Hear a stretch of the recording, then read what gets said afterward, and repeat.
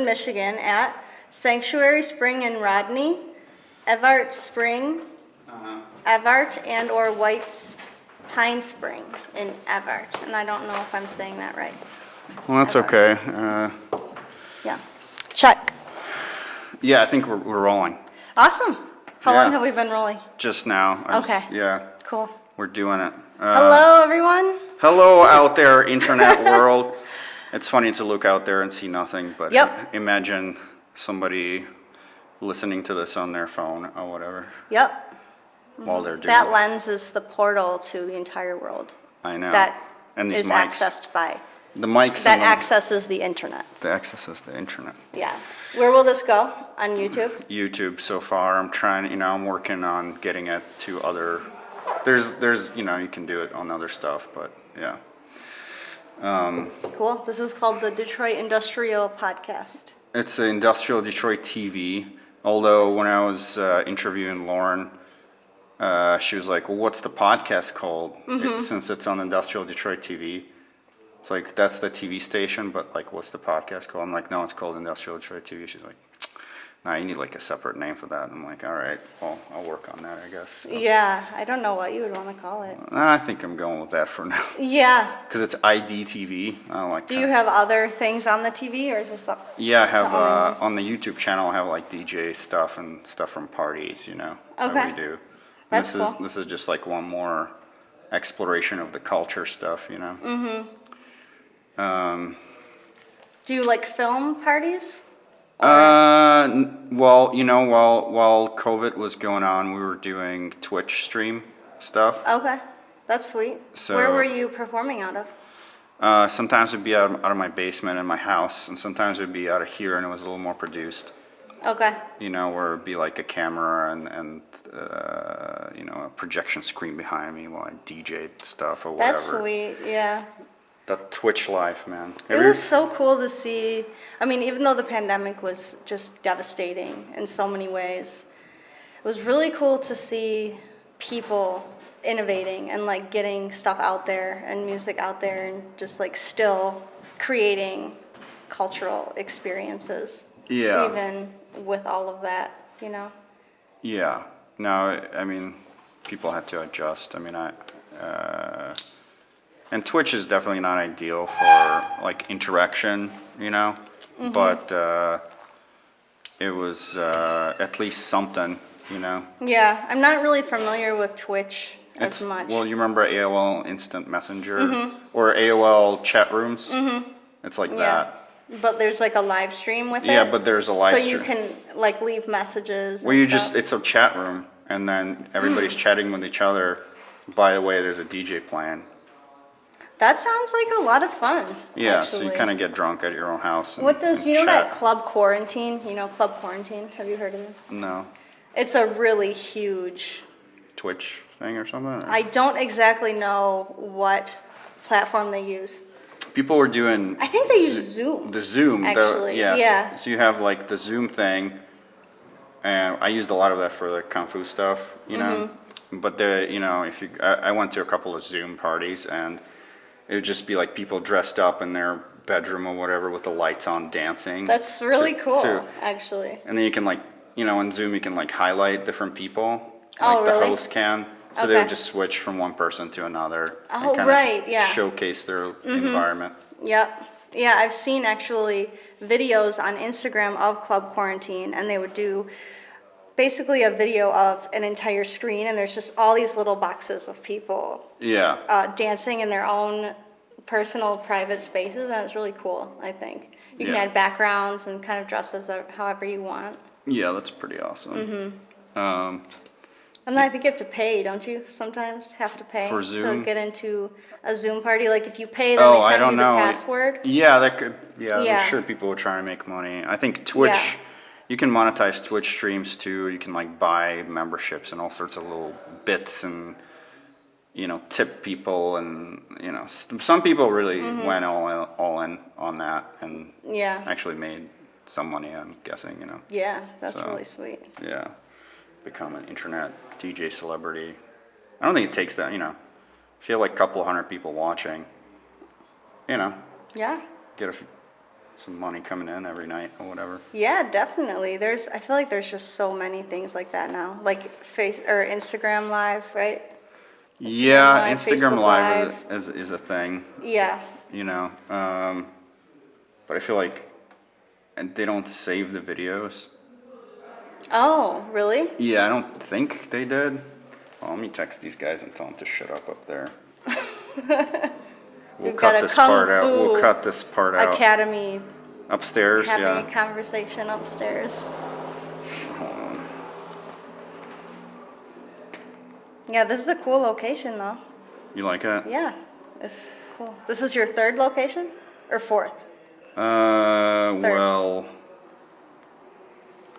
so that loft where we're at in Eastern Market, that's Yeah. where we started in the very beginning. But didn't you start on the ground floor? No, it was on the third floor. It was always right there? I thought Well, you moved into there. Yeah. 'Cause that was- So we started there, and then we had a space on Gratiot that didn't work out. There was only 8 months of that in like 2005. And in 2006 was on a service drive. Right, that's And the one then- that I'm thinking yeah, of. yeah, Okay. yeah. The Nomadic Kung Fu Academy. Well, you know, it's well. I'm just kidding. Like, It is. I mean, it's this one is a little better situation because one of my Kung Fu brothers owns the building, Yeah, that's so there's really no great. like, you know, landlord situation that's fucked up because that's what was going on with the other spaces. You know, it's always some shit that comes Mm-hmm. Yeah. up. You know, Yeah. you can just give them a bunch of money, and that space in Eastern Market. And I hate to bring it up again, but. We all have these issues in Yeah, I know. Detroit with Yeah, these well, I don't think. landlords. Yeah, this the gentrification. It's issue. probably not just Detroit, though. No, I don't think it's Detroit specific. I think Yeah. this just happens, but it happens to artists because they don't think about the future. You know, like they're Or just. just they take over spaces that people don't really want, and then they make it interesting, and then people want it. And then we have to move. Yeah, you make them interesting, and then they want Yeah. that space, right? It's just it's like really happens just over and over. I can't think about how many times. And you heard all the story, and I you Yeah. know, there's got to be like a class for artists to take about like buying property and property management or something. Like immediately, I Yeah. know for sure. Because, I mean, I'm thinking back in where I kind of started out being a figure in the city by working with a group of friends to start North End Studios. And if we would have known in 2009 to buy property, to buy that building or whatever you got to do, right? then we would have that right now. I know. But we didn't think about it. We were just like, we just want to throw parties and have art shows. And I mean, honestly, I wouldn't have been in the position to probably buy a building at that time either. Well, yeah, that's the tricky But- thing is like, you know, you're like, well, how much is it? And you just dismiss it as something outside of realm of possibility. But there's probably some investor people that could have been gotten to. Maybe you would not own all of it, but, you know, Like a been part. yeah, exactly. You know. I think, I mean, that building that now is on it's on East Grand Boulevard and Brush, Right. 9-story industrial con building. Yeah, I love that building. I think it sold for not as much as it probably will be worth, like, anytime soon. So it sold for a good amount of money, but not, let's just say it was a really good price back in the day when it got sold. And now Yeah. they're doing a lot of Now it's- repairs, and now it's probably worth, More, a couple of million, something. yeah, Yeah. so. Yeah, back in the day, it was like, 250 or something. I was gonna say Yeah. that. I'm pretty sure that they sold that building for $250,000. Yeah, and back in the day, you're like, Yeah. 250,000, that's so much. And now you think like, dude, that's like, that's like a steal. That's like how much a 3-bedroom house is in Ferndale now. Right, you yeah, know? exactly. With Yep. like 1,000 square feet. Ferndale house. I've been looking at like property owning because I'm really interested in buying some kind of building. Yeah. I would love to live in the building, but I also just want to have it to have exhibitions and parties and stuff. And I've heard that it's hard because you have to have a business where you can convince the bank that it's worth them to let you have the mortgage for it. Yeah, I mean, Or I could just get it on land contract, which I've heard that land contract is pretty common in Detroit. I or think at it's least was. it's a very Detroit thing for sure. Yeah. Yeah. So anyway, now I'm talking business, but Hey, business is all right. You know? I mean, but these are the things that are on my mind right now because I was at the Russell. After I was done having the studio in Eastern Market Yeah. with you, I went to the Russell Industrial Center and I was part of CAVE, which is an artist group that's been around since 2007. It's really great.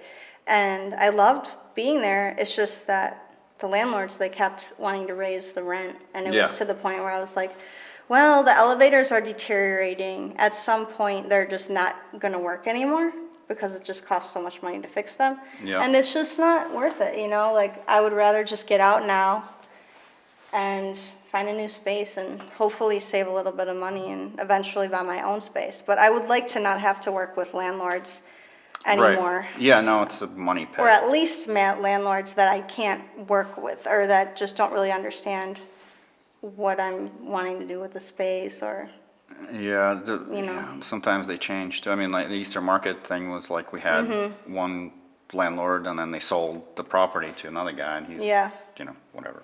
Yeah.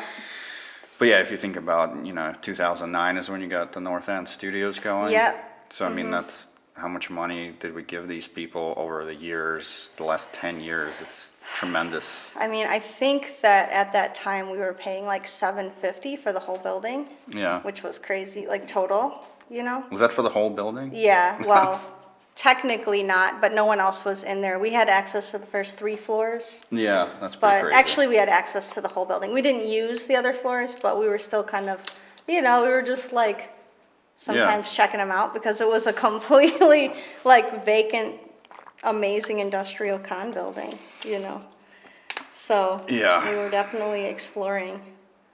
And yeah, but so much money. But Yeah. then sometimes I'm like, do I even want to own anything? Because maybe I just want to be an eternal kid and just like make art and not have to be responsible for taking care of like a building. Yeah, it is a thing. You become responsible or whatever, but no, I think you want to own. I don't know. Yeah, if I could. Yeah, So that's like on the horizon, but I just had a bit of a scare recently because I almost bought a house. Yeah. And I was so close, and my realtor was really pushing me to get it. And I started to get nervous, and then I realized it was not a good idea to get this house. So now I'm like, all right, I think I need to slow down because if I would have bought that house, then I would have been stuck with that house. And there was things wrong Because it with was like almost an impulsive thing. I have a tendency to do things impulsively if I'm excited about them. Yeah. So that was a little bit of an eye-opener for me. I'm thinking like, okay, I need to slow down. This needs to be a very seriously thought out thing, Yeah. It is, but at a certain point. But sometimes things just fall into your lap and you're like, this is perfect. How could I say no? So You gotta do it. you just gotta like know what to look out for and just, I don't know, Yeah. Man. How? new lessons all the time. Yeah, the synchronicity sometimes takes over, doesn't it? Yeah, sometimes, yep. If you let it. Well, I've always had a tendency to kind of just go, like, I just kind of jump into things very free fall style. Like all the way. Just. Yeah, like if it's interesting to me, I won't even think twice about it. Like, yeah, I don't know. That's cool. That's a good artist feature, though, because if you're an artist, you want to have that quality. Yeah, I just And kind of not be trust that like things are gonna be okay, and if they're not at first, then I'll figure it out. Yeah, I mean, it's dangerous, but also like you can be so guarded, then you'll never do anything. Yeah, so now I'm trying to find like a balance. Yeah. But it was like that when I moved to like Switzerland, because I was doing North End for 5 years, and it was amazing. And then I just spontaneously was thinking, okay, well, I think I want to get my master's now, because that kind of happens after a few years, Sure. after you get your bachelor's. Sometimes people want to get their master's. So I applied to a few places in the same country, U.S., and then I applied to school in Switzerland because I knew someone who knew someone there. And so I ended up getting in, and without even thinking, I just signed up and I moved over there. It was just like, I didn't even think about it. But it came with a lot of crazy challenges, you know? Yeah. But you got your master's there. Yeah. Nice. Yeah, That's that was what's really up. cool. That's what's up. How long did that take? 3 years. 3 years for the master's. I was over there. Met a lot of really cool people. It was a very international program. Do you still have contacts with the people there? Yeah. I'm actually supposed to go to South Africa, Johannesburg, in February. Nice. Yeah, to visit a friend that I met there. That should be really interesting. This friend runs a magazine called Bubblegum Club in South Africa. What is it about? It is a cultural publication that is only online, and they're very, I feel like it's very experimental and very advanced from my own opinion of the way that they frame characters that are out of South Africa. It's almost like they're featuring people who are practicing, whether they're art or music or photography. And my friend Jamal is the one who he photographs most of these people. And then sometimes he'll actually team up with corporate companies like Nike or Adidas, or I don't know if they've ever done Coca-Cola, but a lot of mostly clothing brands, but they'll do stuff like that. And then they'll have locals, local artists from South Africa be wearing those clothes. And then the corporate company turns that into an ad. Dang. Yeah. So it's Smart. it's very integrated, it seems. Yeah. That approach, It's like hidden advertising. Yeah. Where both parties kind of benefit in an interesting way, And then the magazine gets paid for it. That's awesome. Yeah. So speaking of magazines. Yeah, speaking of magazines. So tell me about Runner Detroit. Yeah, Runner. So originally I called it Runner, but people call it all different things. They call it Runner Detroit, Runner Magazine. But I got the idea to do the magazine from my friend Jamal from Bubblegum Club. Okay, there you go. That's the inspiration. Yeah. And then also a person who I worked closely with in Switzerland named Lily Renaud-Duar. And Lily was the first person to encourage me to make a magazine for Detroit because she really loves the city, and she said that it would be great to kind of learn the more the artists here that have been here for a while and that might be more a part of the underground scene, or friends of mine that aren't necessarily represented on a broad, a huge scale, or they are, but it's very underground, I guess. It's pretty underground. Yeah. So anyway, I thought that would be a cool idea, and I explained to her that I'd already been doing North End Studios for 5 years before that, and that project really gave me the opportunity to work with hundreds of artists over the 5 years, collaborating in so many different ways. And so basically I felt like I had a pretty good Rolodex to work with in order to get the magazine started, because I started to think about, okay, how would I like it to be structured? What would be the goal of the magazine? And the way that Jamal has been doing Bubblegum Club with his team of people in the magazine is basically they have a team of writers who write, and they pay the writers, where what I'm doing is I'm having each piece be published by a writer, but I don't only work with this many writers. It's not like I'm hiring, oh, you're a writer, and so you work with me, and I only work with this many writers. Does that make sense? Anybody can contribute anything. It's very grassroots. It's if you want to contribute something, let me know. I would love to hear from you. And there you go. We can, this is like a pitch.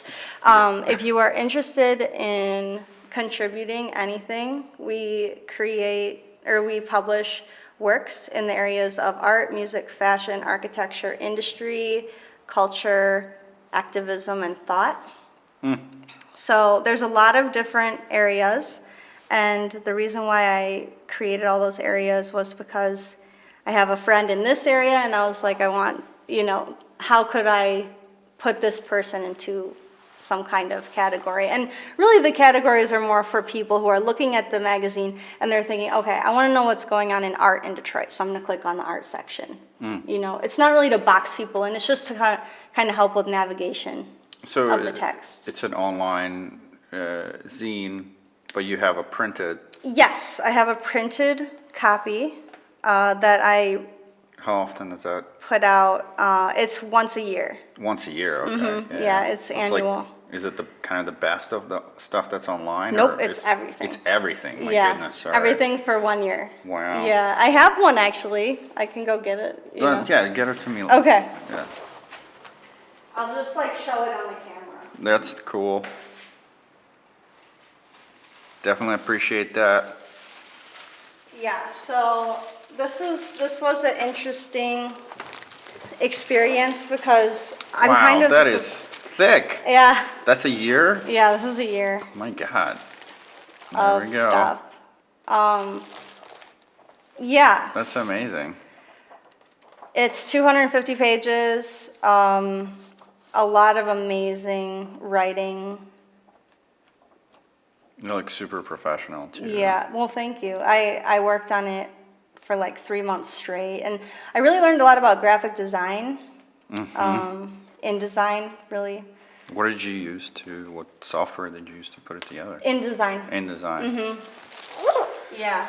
So, and then every magazine came with a pen, which I don't have with me right now, but I'll give you one after this because I have one in my purse. But yeah, so it was really awesome. And then I had a book launch. Nice. Thank you. Yeah. I had a book launch, and that took place at Cave. That was actually the last big event that I threw there before I moved to my new studio, which is at a firehouse on Linwood, Dexter Linwood area of Detroit on Linwood and Chicago. But yeah, anyway, so that was really cool, and there was a lot of people who came. I sold out of the books completely in 2 weeks. And I'll probably get some more printed, but right now this whole project is kind of self-funded. So I'm trying to kind of figure out the next year and what it's going to look like, and just moving forward, how I'm going to get money to support it and things like that. So yeah, I had it printed at Inland Press, which is Which place? Inland Press. It's Inland in Corktown, Okay. and it's a very old press or publishing. I don't know, I guess you would just call it a print house. Right. Some publishing Yeah. house. And they're the baby company of Detroit Legal News, which I think has been around since 1890. Yeah. Yeah, very old, so super cool. That's awesome. Yeah, right to the roots. So yeah, it's really good. Definitely so much learning, and yeah. So how often do you update the online? Good question. I've been doing, right now I'm on a, every other week. Really? Mm-hmm. It's pretty frequent. Yeah, my goal is to do weekly. Wow. Actually, but after the launch, there was other things that just happened in my life that made me not, just have to slow down a little Sure. to every other week. But I actually have, That's still a lot. I have 4 pieces that I'm planning to write really soon for it myself, in addition to the other writers who want to contribute stuff. So That's awesome. Your writing, by the way, is Ashley's writing is great. thank you. It's like a real writer. I got that from studying in Europe, I think, because You got it from somewhere because this is not regular writing. I came, it just kind of, because it's funny because even when I was studying at CCS, I had developed this really strong interest in a certain type of philosophy that I could not pinpoint. It was it just kind of, I started to think about things in a very specific way, and I was making paintings that way, and I was starting to make art that way. And then when I was in my master's, one of my teachers said, it sounds like you're really interested in animism. What is that? Animism is the belief, the worldview of indigenous people where they believe that everything has a soul. Oh, interesting. And like everything has the ability to communicate, even if it's a rock rolling down the mountain. And I might not be doing it justice right now. It's a very beautiful worldview. Never mind the bikers outside. I wouldn't right? want to. Anyway, I've been studying it quite a bit since then, and I wrote a thesis about animism, and I became interested in animism, but its existence in the modern world, because there's this whole idea, I'm not going to get too much into it, No, but please. of course there's this idea in the modern world that we're very separate from nature, Yeah. and that we're above nature. That's the idea of like the modern man, is that we're above nature and that we can control it in whatever ways we want for our own good. But of course, animism, there's a whole different way of seeing things, because while we don't really see that things have a soul necessarily, we kind of separated ourselves from that. Maybe we don't have the empathy that a Native American tribe back in the day would have towards something, and then they wouldn't treat it that way. They wouldn't treat water that way, or they wouldn't treat bees that way or something, or mice or something, I don't know. So, but it's interesting because I read a really interesting book by Bruno Latour called We've Never Been Modern, and that book really opened my eyes because he pointed out a lot of areas in the modern world where animism exists. Yeah, so it really was like mind-blowing, because it's kind of funny to think maybe we think that we're so separate, but actually it just exists, but in a different form. Yeah. So That makes sense. yeah, so I've been really interested in that. I've been doing a lot of writing about that, and yeah, something that interests me, and it allows me to explore those ideas in a way that I could not possibly do with painting. I feel like I could present a situation in painting, but I can't just straight out say something. It seems like animism would require a great deal of like empathy. Do you feel that? That is so funny that you said that, because I was having a discussion with my friend, and I was trying to explain how I feel that animism still exists in the modern world. And we actually, after a long conversation, realized that that's really what it is. Well, there you go. That's funny, or that we didn't realize, but we came to that conclusion in our own philosophical way, that we think that animism is actually just empathy. Yeah, it seems. I mean, I think sort of the root of a lot of stuff. Right? Yeah. But that makes it so easy. It's easy. It's not always easy to have empathy, I but think it makes it so much more simple than saying, oh, I have to completely see the world in a completely different way, when really it's just like, no, you just have to care more about things around you. I think that's missing. That's missing from the Yeah. world. There should be more of that going on. Not only towards each other, of course, but towards other things too. Yeah, to things that you would never even think about, to things that don't even affect you, maybe. Everything affects you in a way. The state of the planet right now. I mean, we probably should care a little bit about it. So a little more maybe. Yeah. So. I mean, we're going to be forced to care at some point. So care or die. Care or die. Those are the choices. This is Captain Planet coming to warn you. I know. I'll get them. Care or die. We should see. He's been trying to tell us this for how long? It's been a long time, Since the 80s? Since the 80s. Captain Planet, he's been speaking the truth, and we haven't even been listening. We've just been eating our cereal before school. I feel like Captain Planet always played like right before school. I don't know. I wasn't here in the 80s, so. Dragon Ball Z. No, well, I'm talking about more the 90s, but. The 90s? Actually, yeah. the 90s. I don't know. But I kind of figured any cartoon that I watch in the 90s probably started in the 80s, but I might be wrong. I don't know what Captain Planet would be good. Somebody should Google it. Oh wait, we're not having. Yeah, anybody. please. When did Captain Planet start? That's right. Leave link in comments to Captain Planet. Yeah. Yeah, that's pretty amazing. I'm into.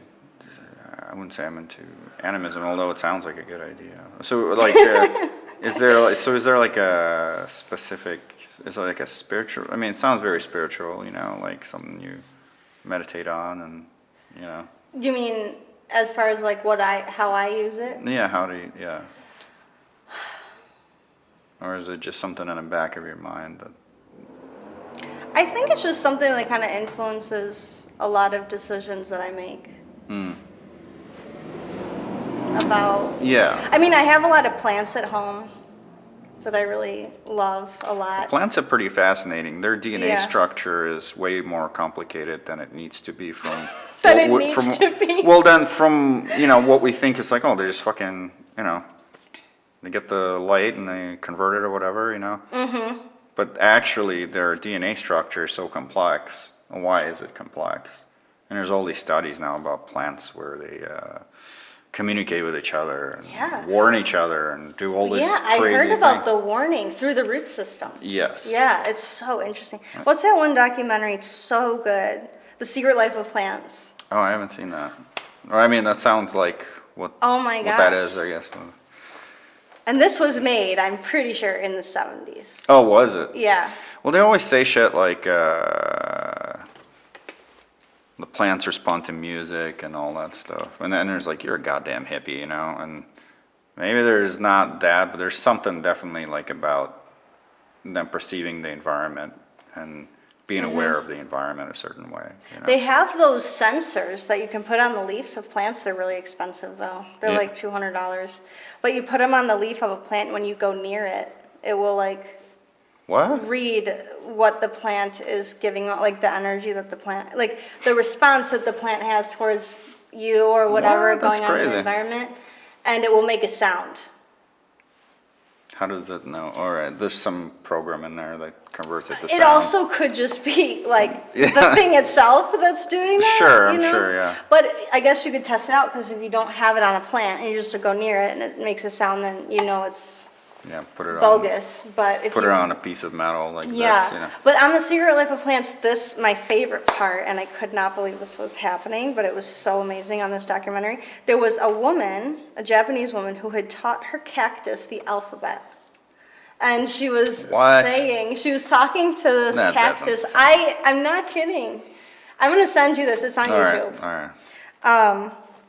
But there's this video of her singing to the cactus, okay? And as she was singing to it, the cactus was hooked up to sensors, and it would say that like A, B, C, What? and it would, with that same sound, like A, but I think it might have been in Japanese. Yeah, because she it's was not a even Japanese English. woman. It's like a Japanese. That's just probably harder. That's a smart plant. Cactus, yes. Cactus. Yes. I don't know Japanese,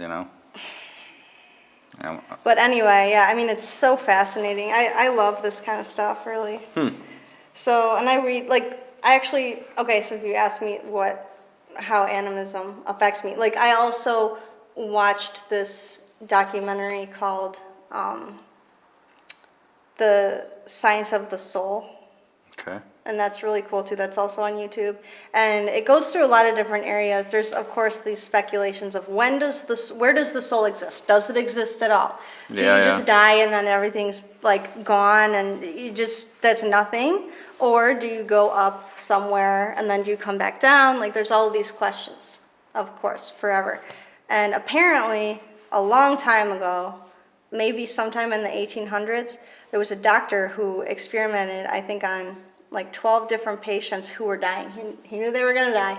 Yeah. And he put them on a scale. Yeah, I've heard of this. And when they died, they lost just a very little bit of weight. So then that was his conclusion. And it was actually published in the newspaper.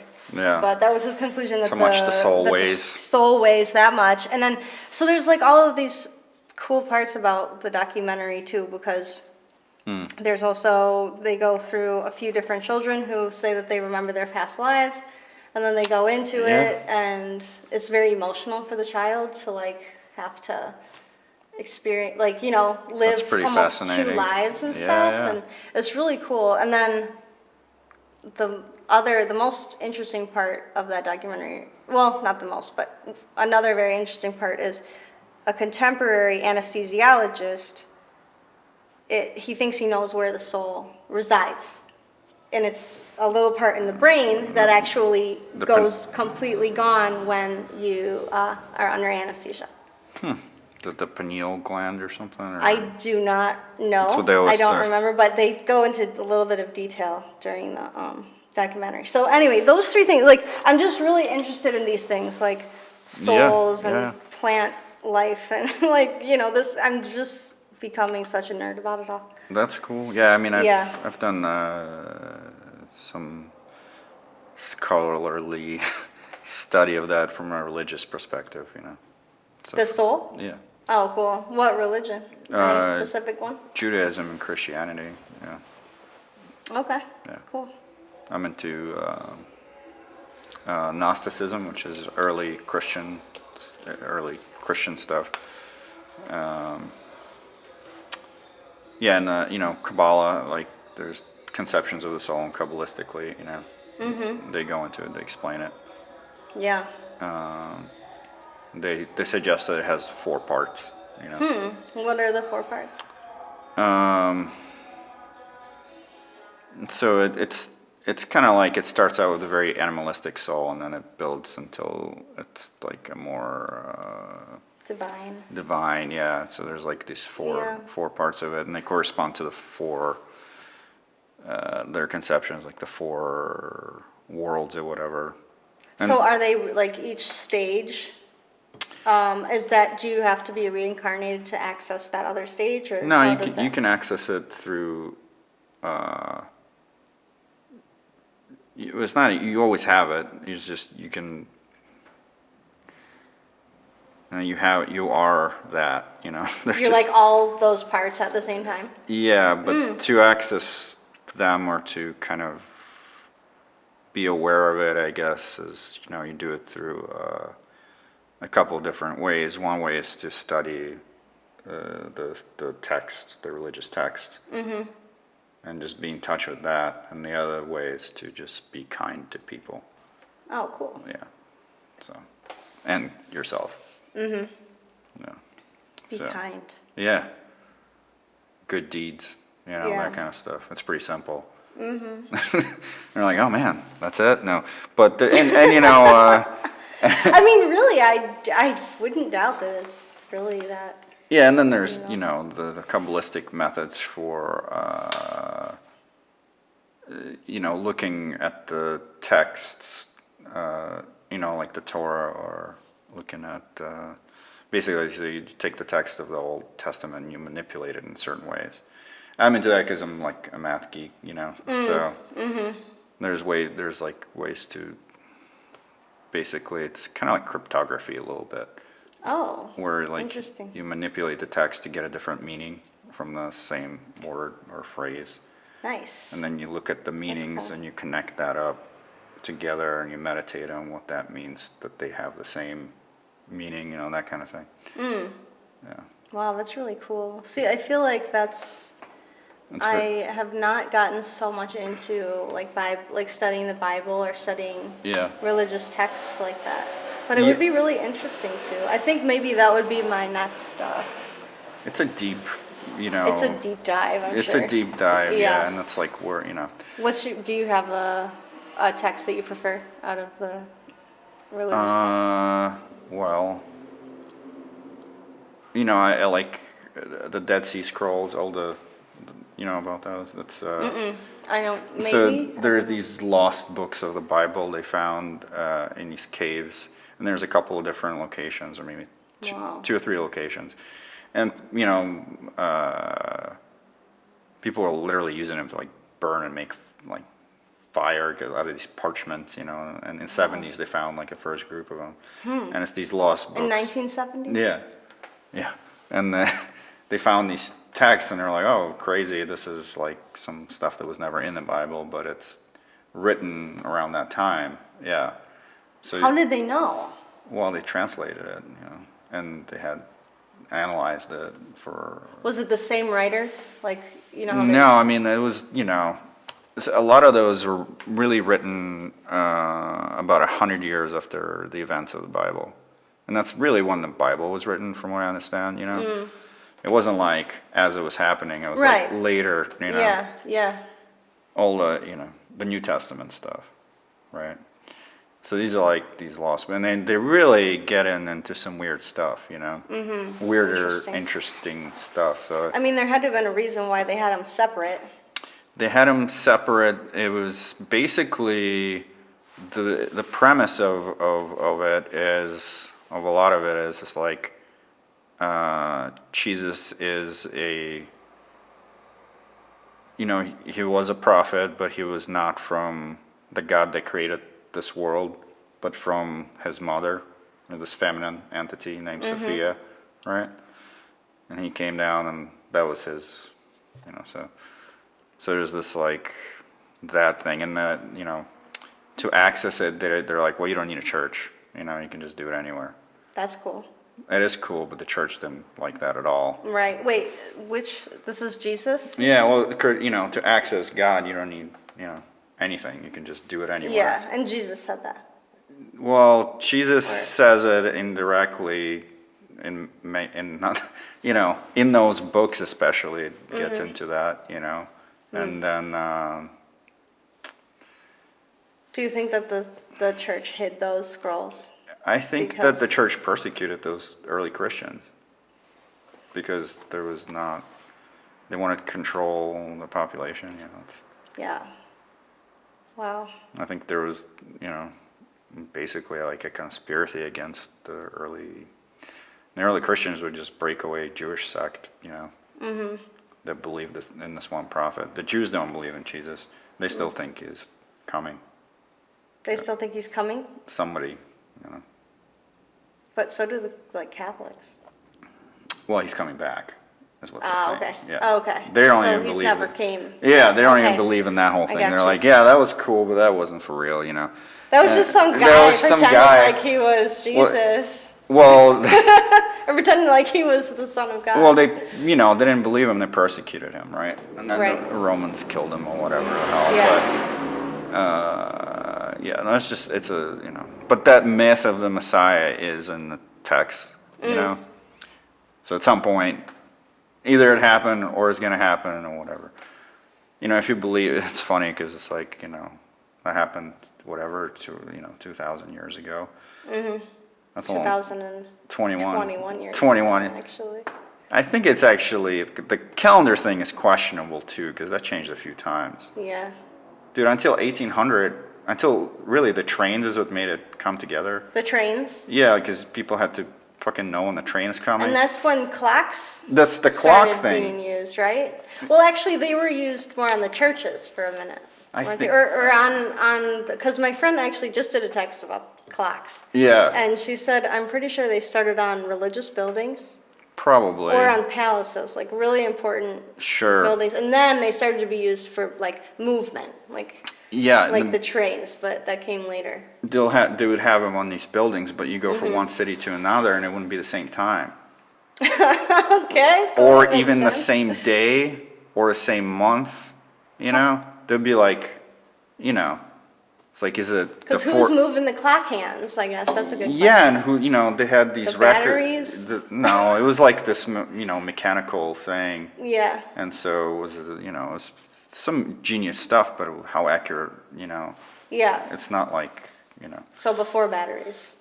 Yeah, before. Way before. Before batteries. But like, how does something move? Like maybe it moves with the stream? Is that what do you think? Or No, how- you how- wind the thing, I think.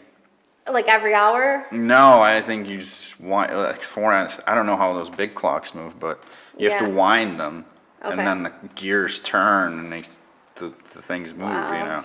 That's really fascinating. Yeah. But, you go through Europe, and there would be like different countries or different cities would have different days of you know, one it's Monday here, but it's Thursday here. And so when they had, and that didn't really matter because you're traveling so slow. By the time you get there, who cares, you know? But I think Like, I'll see you in a couple days. I think the Like, military's cared, you know, like the military movement had to be more precise. And then when faster like trains, I think is what made it like, all right, when the fuck is this thing here?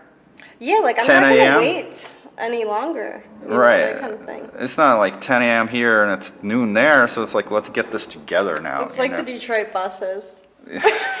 Yeah, we still haven't figured that out, but you know. For some reason, the Detroit buses still after how long haven't figured that out? But, I have not but I'm taken not it. trying to hate, you know. No, of At course. least there is a bus system. There is. I have not taken a Detroit bus in a long time, but Me either. It's an adventure. You know, other cities it's okay. Other cities it's okay. You can take a bus and it's fine, you know. Yeah, I honestly feel like it's just because it's the motor city and they want everyone to have cars. I know. They're like, what the fuck are you doing on that bus? Like, They're like, oh, right, okay, we're not gonna fund you any public transportation because you just have to buy a car. man, that's. But then we do have the queue line. Yeah, that's. Is it useful? Have you done that? I don't know. Does it go? I It goes like 2 used miles. it like 3 times, and it's just for pleasure, you know, just to go Cruising. Like with my family. My family would come down to Detroit, and then we would jump on it in New Center, and then take it up to downtown, have some fancy drinks in the fancy new restaurants, and then Right. take it back. We're Because good. then you don't have to park down there and pay a whole bunch of money, True. you know. I just got a ticket in Detroit. It was like $45. Yeah, I think it's 45 now. Yeah. They used to have like this thing. It's like, oh, pay it within 10 days and it's less. Now they don't. They're just like, it's $45, and if you don't pay it, it's like 95. Or Oh gosh. Whatever. I mean, Good I luck think. trying to fight it. No, they're like, oh, yeah, send in the thing if you don't agree with it. You're like, I'm not doing that. You know, take away my car or whatever.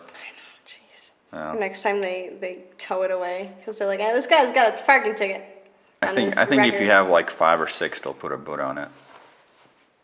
Well, my friend better be careful because You- they have a lot of parking tickets. Yeah, Yeah. I got That's- in their car the other day and I was like, whoa, just not you have a lot of paid. parking tickets. Yeah, Yeah. I've had that once. And yeah, it was like $1,000. I had to pay.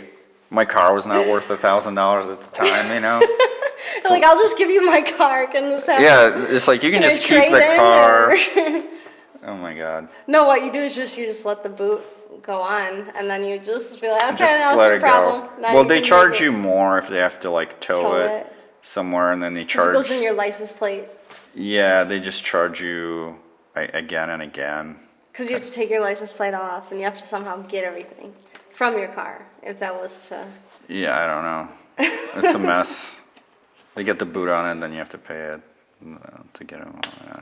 Yeah, I like to stay out of trouble like that nowadays, because I just don't want to deal with it. Well, we're like older now. So Yeah, I'm just we're like, not, we're not trying I have other things I need to think about, like what's my next painting gonna be? There you go. Or what am I gonna write about next week? Like, I don't have to think about, like, I haven't even been pulled over in probably 4 years because I got this new car. Yeah, they don't pull And over they nicer like cars. new cars, Yeah. I guess, because No, they just it's- leave you alone. That's- It's not brand new, I mean, but It's new enough. yeah, it looks nice, you know, nice. They're Better not- than a, I've had some bad ones. You had some bad cars? Mm-hmm. Dang. My first car was a Plymouth Sundance. Is that right? Plymouth Sundance? I'm not sure. I haven't heard A of white Sundance. 2-door hatchback Nice. that I drove for, I think, 7 years. And at the end of its life, I actually had to, like, it was like bound. My driver's side door was bound shut. I couldn't open it. Wow. And so I always had to get out the passenger side door, Oh, that's classic. like every single time for like probably a year. That's so classic. Yeah, it was crazy. Or I had to get out the window. But then I wouldn't be able to roll the window up because it wasn't an automatic. It was Yeah, like you just. you know, but it was such a cute little car. I loved it. It's funny how you love the car you're in, the car. I've had like a Honda Civic that got progressively worse. Like, it's like somebody broke in and the lock didn't work, and then somebody broke this plexiglass. Was that white car that you had when you were in Eastern Market? You had a really nice looking white car for a minute. It was really boxy. No, that was a Volvo. Volvo, right. Actually, Yvette just got in a car crash in that thing on 8 Mile. I think I saw that on Instagram. Yeah. Yeah, T-bone, right? Yeah. Or almost T-bone? No, she T-boned. She T-boned the guy because he ran the red light. Yeah. It's so scary, man. Yeah, man. The kids were in the car and everything. That is so... That's horrible. Yeah. I'm so happy they're okay. Yeah, they're okay. But, it's... yeah. So that thing is gone. But I have a different Volvo now. Nice. I do like Volvo. I like how they look. I like the boxy, kind of really artsy, like... This one's a little more streamlined because it's newer, but... Oh, okay. Yeah, but it's still cool. It's a good car. It drives well. It's just expensive to fix, that's all. Because what is it from, Volvo? It's Sweden? Swedish or something? Yeah. So they're always like, oh, you need the brakes? It's $1,000. You're like... Well, we have to ship it from... I guess. I don't know what it is, but it's fucking... Yeah, I don't know. It's funny. Well, cars. Yeah, that Honda Civic I had was... That was the one you really liked? Well, you like all the cars, but it seems like the more fucked up they are, the more you're like kind of like attached or something. You know what? I did have, like, my car after I got rid of the Sundance, I did not like it. Was a Sunfire. Oh, yeah. And I liked it at first, but the first day that I ever had it, I got in a car accident with it in Eastern Market. Or no, not Eastern Market, Greektown. I was driving, and then I went to go turn into a parking lot, and there was someone on this side that, like, you're not really supposed to, I don't know, like, it was probably my fault, okay? But I turned to go into the parking spot, and there was someone who was passing me on the left.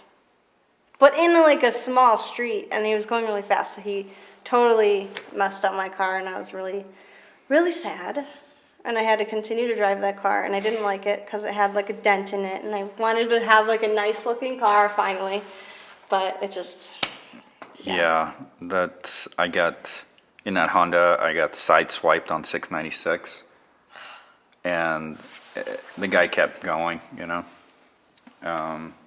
He like hit me behind and on the side, so I like... Is it because he like changed lanes too late? I don't know. Because that's what they do. When they want to go really fast, they change the lane so late, and they can clip you on the... I guess he could clip me, but it fucked up the car, and I ended up doing a 180, and I was facing the other way, and it was like at night, so I just see these lights coming at me, and I tried to start it, and it did start, and I just like was able to get off the freeway, That's so scary. Because they wouldn't have seen you maybe if your lights were off. Yeah. Your lights that's like a recipe for a big accident, because it was like a turn too. So like, I'm just like sitting there like, oh, that's not good. And then people need to drive more carefully on freeways. Well, driving in general is just, it's a fucking, you're driving this like 2,000-pound thing. Yeah. 80 miles an hour with like 3 inches of space next to the other guy. It's easy to forget how dangerous it is. It is, right? Because you're in this really comfortable little space that's all perfect for you. The temperature's perfect. You have radio. I know. Everything's perfect. They need to make it less comfortable in cars. So you only can pay attention to the road. You can't be distracted by comfort anymore. Just electric shock every few minutes. Just in case. Hey, pay attention. All right. Just really rickety, like the Model Ts back in the day. Like, just replicate that. I think about that time in history. It was probably pretty fascinating when there was like horses and cars on the road. Mm-hmm. There's just probably like a crossover period for like 10 years, right? I feel like probably longer. I don't know. Yeah. Well, because cars did kind of come. They came once you're like, oh, I can just fucking drive this car. Exactly. Fuck this horse. They were also made to be pretty inexpensive because of Fordism. Yeah, but it's like they just killed the whole industry. Those poor horse industry. You know people. what though? Let the horses be. Let the horses go. They don't need to be carrying our stuff for us. Yeah. Let them go run wild in the forest or wherever they run in the fields. We're still doing horsepower though in the car.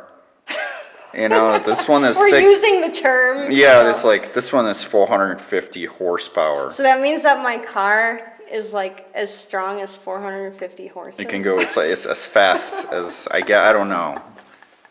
They like took a horse and they were like, the horse can do this much. I'll multiply it. You know. It's probably as far as speed. Yeah, it's speed. Okay. Well, and strength, maybe. I think it's speed though more. Because when I hear horsepower, I always think of speed. Well, you can go faster. You can accelerate faster. You know. Okay. Yeah. I wonder. I don't know how. So if you have like a Mustang and it's like 600 and whatever 700 horsepower, which is ridiculous, you know, you can go 0 to 60 really fast. Which one? Mustang? Yeah, let's say, you know. It's actually called a Mustang. Yeah, yeah. After a horse. After a horse, that's right. And isn't the logo a horse? It is, right? Yeah. Yeah. I think so. Horses everywhere. Yeah. I love that. Again, like just using animals. I don't know. I know. Yeah. The animism? The animism, yeah. I don't know. What does I mean, animism I say think about- there would be an interesting philosophical meandering discussion about how using, you know, a horse for that. Like, it could be justified. That's what I think is interesting about philosophical discussions is sometimes you come up with the craziest question, and then you have to just figure out how to justify it. And like, how many things do you go through before you can figure it out? And it doesn't necessarily need to be conspiracy, though. Like, Sure, you yeah. use real life things. Yeah. It's really interesting. I just had a weird experience, actually. I don't know if I should talk about it, but I guess I can. But, Whatever you feel comfortable with. well, I guess I'll tell it. Just it's an interesting. So I went to my friend Shelby's art show thing. Where was that? It was at Gallery Camille. Oh, Gallery Camille. Yeah. That's in Midtown? Yeah. On Willis, right? Like next Some- to the bread, the place where Yeah. they make bread. I think it's next down the block from Old Miami or whatever. Yeah. Yeah. Yep, I know them. And there's a winery there, and they're in the back of it. Yeah. And Shelby does pretty amazing work, you know, and and really, you know. Anyway, I was there and it was late, and they were about to close up. But we saw this one guy, this older black gentleman, and he was kind of drunk, and he said that because he's in a winery, I guess. He's like, I'm a little drunk. Yeah, something like he's like, oh, I had 4 drinks, you know, I'm like, tall guy too, but older, you know. And Shelby noticed his like Masonic ring, you know, and he was like, oh, that's a cool ring or whatever. And he's like, oh, you think that's cool? And he like did this, and he has like the Masonic tattoo, you know. Like, is it like the three? Okay. The thing. You know? Yeah. I was like, well, dang, you're like all in, I guess, you know. Yeah, now you that's got that cool. on your body, right? I was like, hey, do you recommend any texts? Right? And he goes, well, you know, it's this book in the Bible and this and that. And Oh, cool. I'm like, okay, cool. Well, you know, I read that. You know, any other Which thing? one? So the Bible, do you remember what other one he recommended? Well, he said the Bible has like specific chapters in it. Oh, and it's like, okay. well, Luke and this okay. and that. And I I was like, see. okay, cool. Yeah. And I was like, well, yeah, that's cool. But is there any other text? And he said, well, check out St. Peter's of Alexandria letter. And I was like, okay, I've never heard of that. I never heard of that either, although it does kind of sound familiar. St. Peter sounds familiar, right? Yeah, of Alexandria. Sure. That sounds familiar. He was a saint that got martyred, you know. Right. Anyway, so this was Monday then. You know, this was on the weekend. And on Monday, I'm sitting up here, and this is after class, and I went on and I found an article that has the letter in it, and it's on JSTOR. Oh, cool. I know JSTOR. Yeah. I read from them. and I don't have a login, right? So I had to get my cousin in New York to make this is a hack, people. I got him to get a New York Public Library card, and then you can get into JSTOR and read stuff. Oh, because of the... Yeah, it doesn't That's work cool. with fucking Detroit, though. We need to get on that. Yeah. Detroit needs to get on that. Well, let's write a proposal. Yeah, that'd Like, be... how bad would that be? I think that Like, how hard would that be I would work on that with you. That would be awesome, because that's total Yeah. bullshit. Because the article was like, oh, it's $51, and I was like, no, like, what's up, you know? Right, well, how much is it if you just pay for a subscription to JSTOR?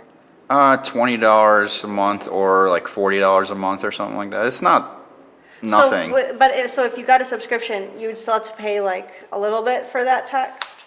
I think it's free. I think like it's like 100 articles are free, or it's something, you know. There's some That's limit. sweet. Sometimes they have free ones, don't they? Or They like do. Yeah, they without do. the membership? Or They no? do, and a lot of the science stuff. There's a website. I forget what it is. It's some, you know, somebody that wants to rip them off. Basically, you just type in the URL and you can get the article anyway. But for like weirder stuff like this, it's not exactly science, you know. This was a scholarly article in like the Oxford, whatever the fuck, Journal of whatever the hell. Cool. What was it called again? The letter, right? Yeah, The it was a letter that was supposedly attributed to Saint Peter of Alexandria, right? Okay, so it wasn't by him. It was Well, it's supposedly by him. attributed to, meaning like they say that he did it. Yeah, Okay. they're like, if it Sounds was good. him, then you know, they go through it. Most of the article is them explaining that and being like, yeah, we found this thing, and it was a parchment. It was badly damaged. We translated it from Coptic or something, and you know, That's cool. yeah, it's like it might be him, but maybe it's not. You know, whatever. Anyway, so this letter in it, this is the letter. It's short. And he's talking to, I forget his name, but either another saint or like a priest or something in a different area who kind of fell off, you know? Okay. So he goes like, hey man, if I had known you fell off from God, I would have been there for you. I would have brought you back, you know? Huh. I would have fucking did everything I could to, you know, avoid you going through this, you know? Yeah. If you had any doubts or anything, I would have talked to you, you know? Just like I did this one guy. And he goes and tells a story about this guy who worshipped the moon, the stars, and, you know, whatever. Basically a Zoroastrian Okay. guy that he met.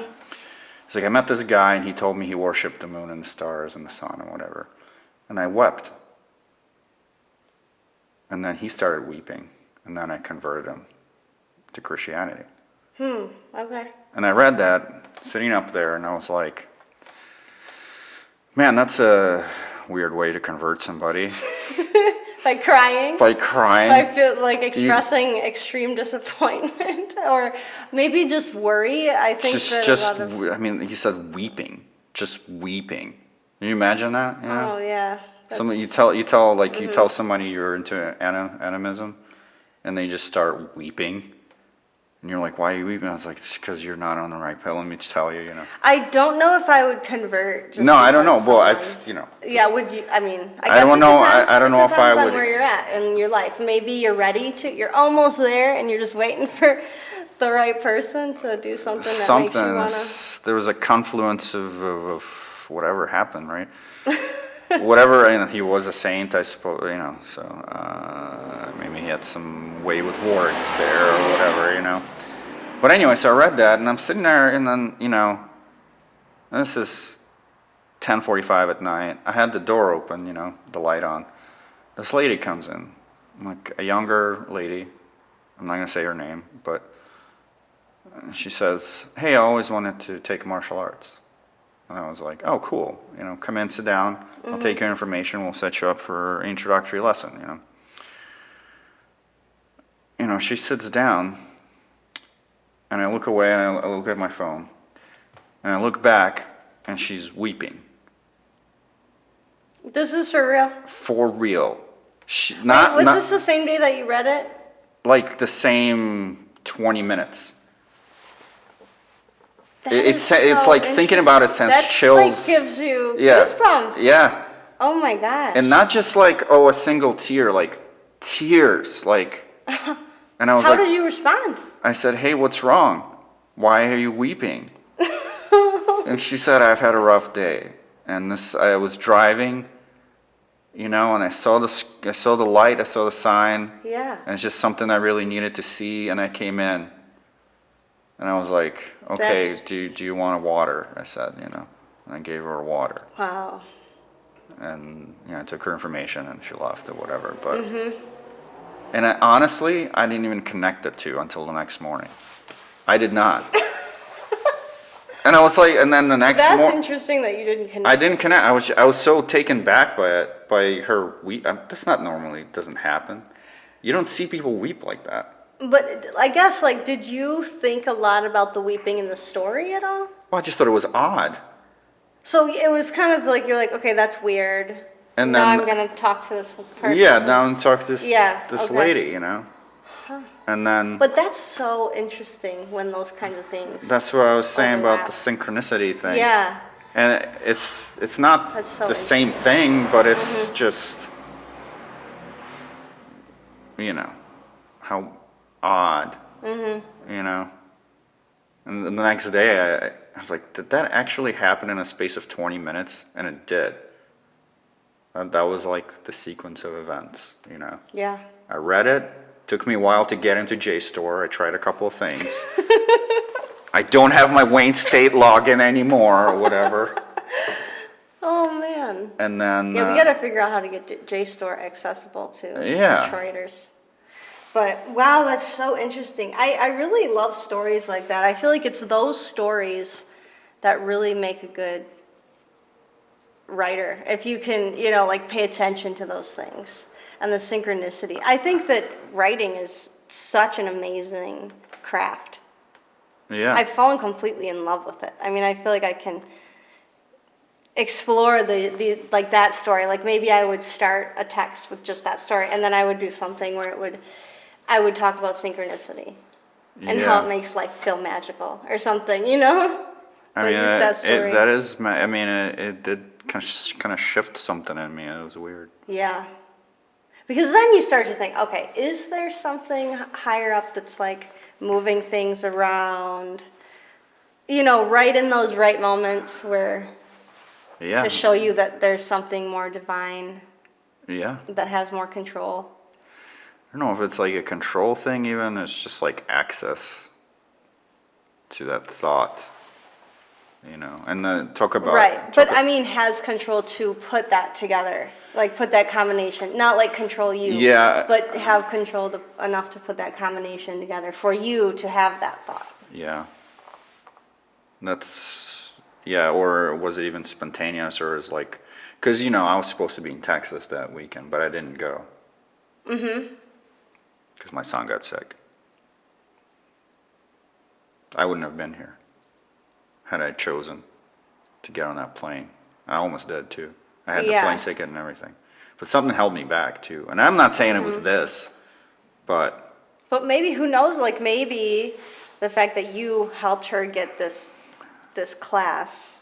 I mean, she came in today for the intro. Hopefully she sticks around. I don't know, where the story goes here. Right, but. and maybe it's even more beautiful just to leave it like that. I mean, that itself is just the perfect little... Well, I feel dot. I want to help this person because it seems like that's an extreme reaction to... Like response, like maybe they came in here because they needed to defend themselves in a situation recently, right? And they couldn't. Just have anxiety about safety. Yeah, something, So I want to support that, of course, but so that's pretty real experience there. And really, it goes back to that empathy thing, In what way? What do you mean? Well, how empathetic was St. Peter to start weeping when he heard that the guy didn't worship the I think in a way he was unempathetic in that moment. You think? Don't you think? Because he wasn't really trying to understand that other person's perspective. I don't know, maybe, yeah, but if he was actually in touch with something, then he wanted to share that, you know. I don't know. I feel like it was more empathetic from the other person to cry with him. Yeah, I suppose, right? Yeah. But I don't know. I mean, it's hard, like this missionary kind of work is. I know, it's hard sometimes. And he, St. Peter got martyred later too. Oh, really? Oh, yeah. Where he was? Alexandria. Russia? When he was in Alexandria, I don't know where that is. Where is Alexandria? I don't know. Yeah, I'm sorry. No. I feel bad when I don't know. Leave a comment below. Where is Alexandria? Please help us with these questions. We're asking so many questions, but very rarely do we. No, I love how like other podcasts have like a producer sitting right there, and they'll be like, "Hey, it's over here," you know. Like they'll have it like a and keycard, and a little screen pops up later on your yeah. We can do. I guess I can. I see, like editing. Yeah, like I can do it in post. Yeah. It's not. It's kind of nicer to encourage or to just like see if someone is interested. And people like, yeah, where is he from? Where is Alexandria? Does it still exist? Was it an old thing that is no longer? I don't know. Yeah, pretty fascinating. Yeah. And, yeah, philosophy is just really fascinating. When I was in Europe, I guess going back to like how I ended up becoming a writer is because I was sitting with my teachers, and like one of the class, we had a seminar class, and I would have multiple teachers where we would just sit around and we would just like read a text for like 4 days straight, and we would sometimes even sleep at the school. Wow. And like drink and like do drugs, like, or smoke some weed or whatever, like while we were. It was really cool. It was like it just mixed like a youthful lifestyle with philosophy in such an interesting way, because we were partying and we were doing like karaoke, and then we would go back and sit down and like read. Yeah. And discuss the text. And it wasn't so much like you have to believe, like this is how you have to believe the text. Mm-hmm. There was just so many questions, like what do you think he meant by this? Or how does this affect this moment in history? This text that was written in the 50s now, like, or the 70s, for instance. That's great. That's like how does that affect now, if we're thinking about it? It's some real like critical thinking, ability, which I think you need to have that discernment now, especially more now with all social media bombardment of everything. It's like, you gotta it's like, hey, that's not right, or that's not doing that. This is, whatever. Yeah, and I kind of actually have a lot of fun thinking about how I can justify something that might sound completely ridiculous. That is fun. It's like devil's advocate, whatever. Yeah, and then I'll write like a whole text. Just justifying why. Yeah. Why you'd want to, whatever. Yeah. Like why this would make sense. And the things that I write about aren't like, it's not really very political. It is spiritual in a way. Give me an example, or can you think of? I wrote a text called Wild Natural Beast Machines. Okay. That talks about how basically the relationship between us as like a human society, and basically it's just a copy, like a replica, but in our own way, of the natural world. So for instance, I talked about Descartes and the idea of like, I think, therefore I am, but then he also did this philosophy where it's like you are, like the human is two separate entities, it's like the mind and then the body, and they're separate. Yeah. They don't interact.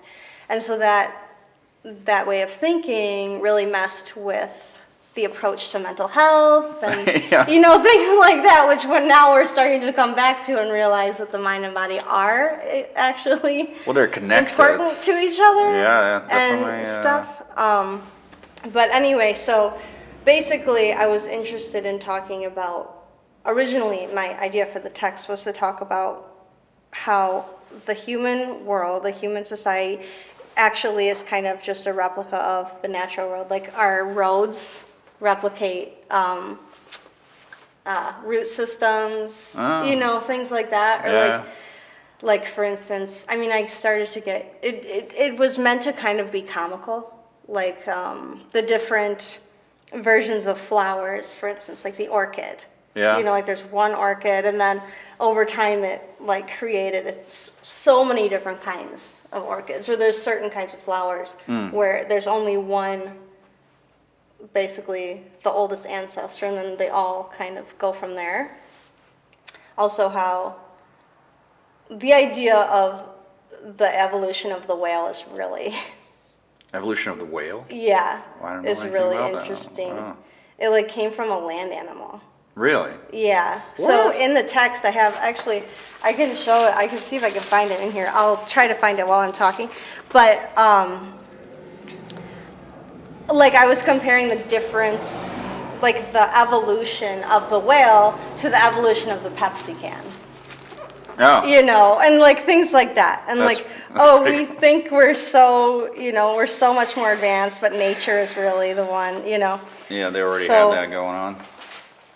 Oh, perfect. Yeah, and this is actually a 4th grade, like textbook.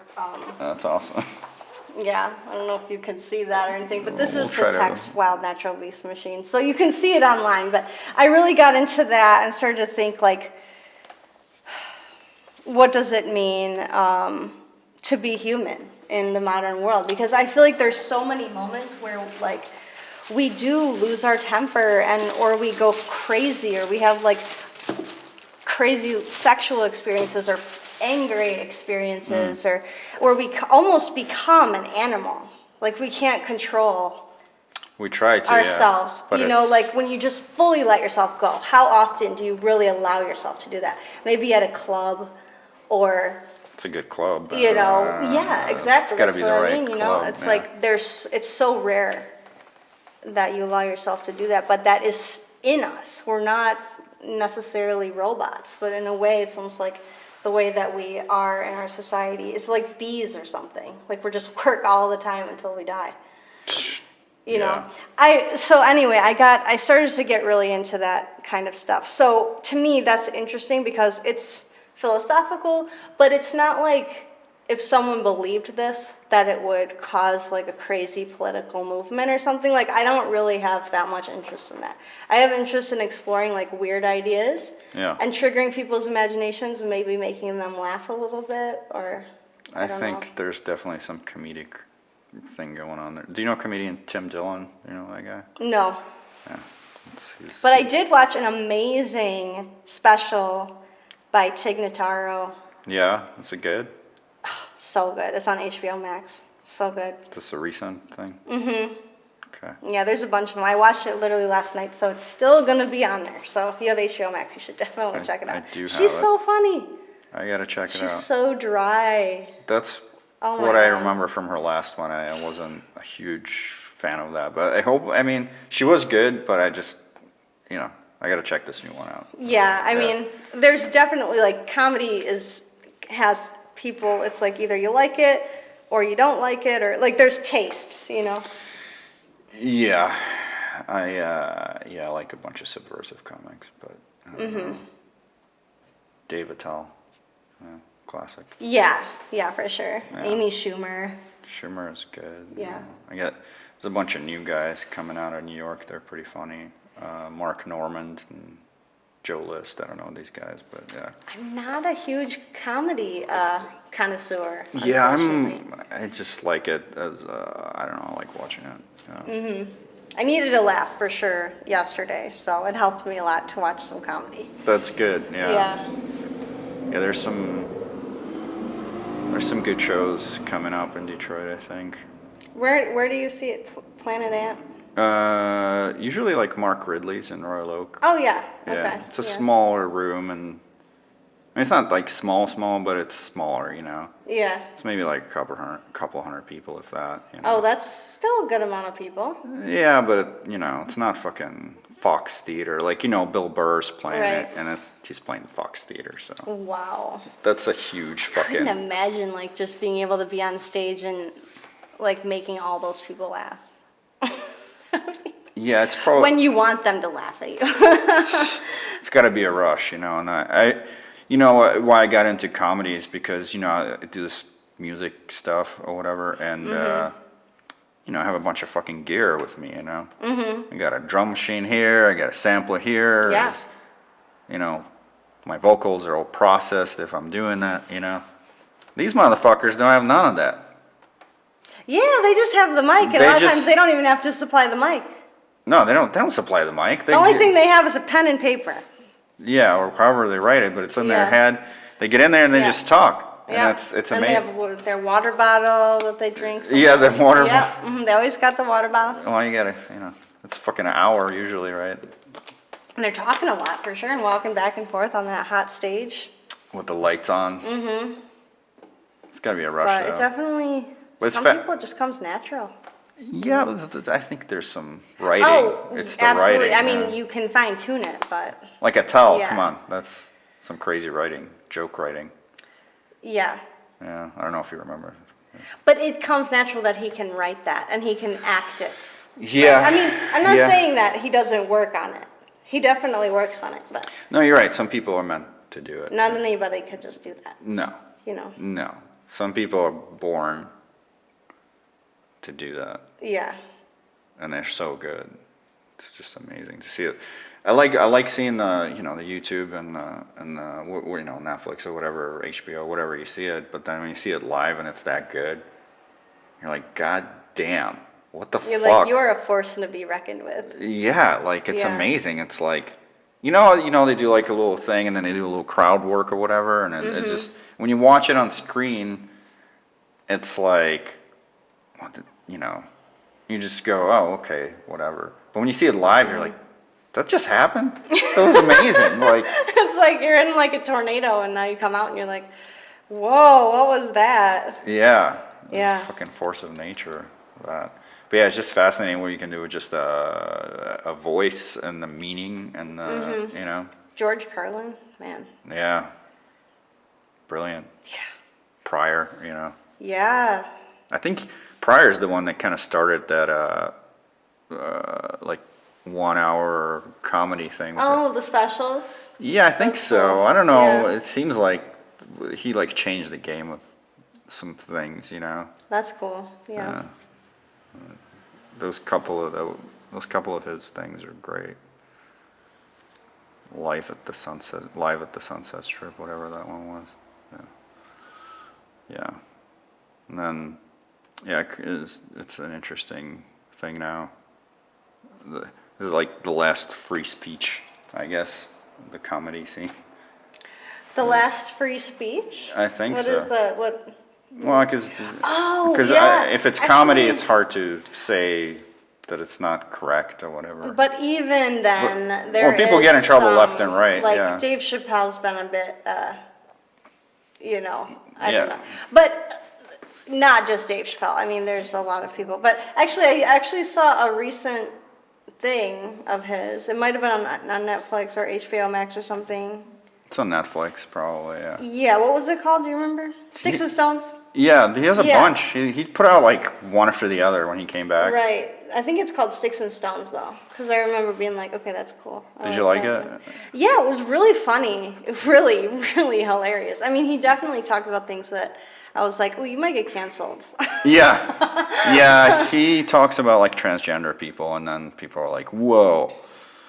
But the guy's a genius. Like the way he puts it together and then it all comes together. Like he's got these callbacks that are amazing, in his set. And you're like, man, this guy is like next level. Yeah, he's. Yeah, like expert. Yeah, for like sure. expert Storyteller, like just level. Yeah. scientist. Definitely science. That's the shit that's like. Yeah. That's some science shit right there. Yeah. Yeah. But you know what? I kind of started to think about this, and I think it might have come from the magazine. It's just, and the writing is, I just think that if you find something that you like and you know that you're pretty good at it, why not just like go all in? Unless you have other things that you have to do, like work full time, like me. I do have a full time job. Well, You know, I don't have any kids, No, so but that helps. But I'm sure you know, that helps you a know, lot. No, kids are no. awesome.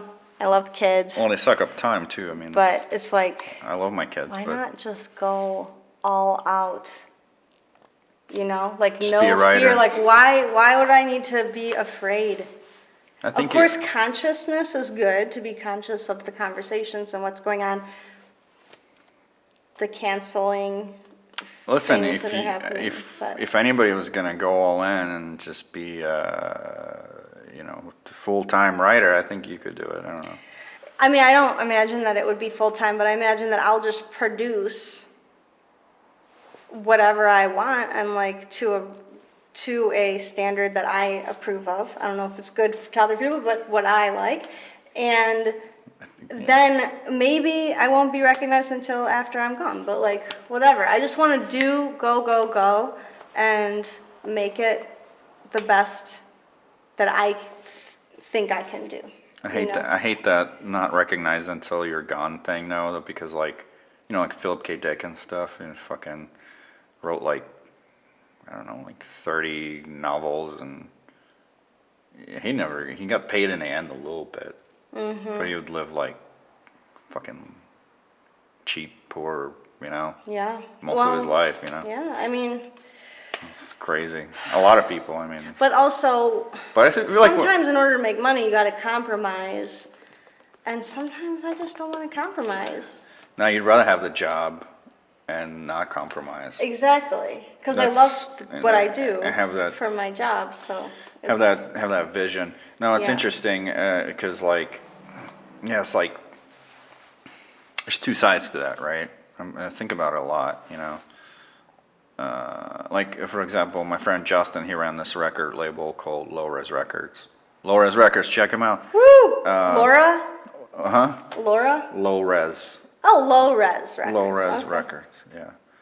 Great label from like 98 to, I don't know, whatever, 2000, whatever it was, but 13, 14, 17, something like that.